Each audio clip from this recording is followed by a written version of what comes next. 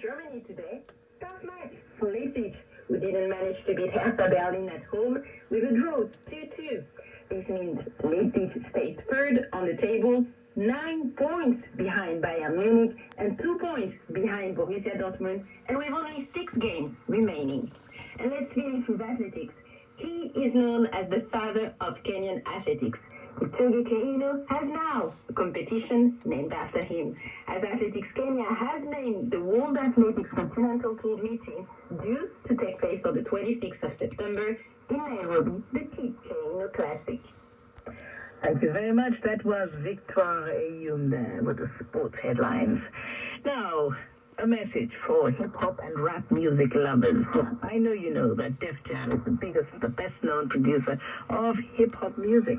They brought musicians like Rihanna, Nas, LL Cool J, Kanye, Jay-Z, others to the world's attention.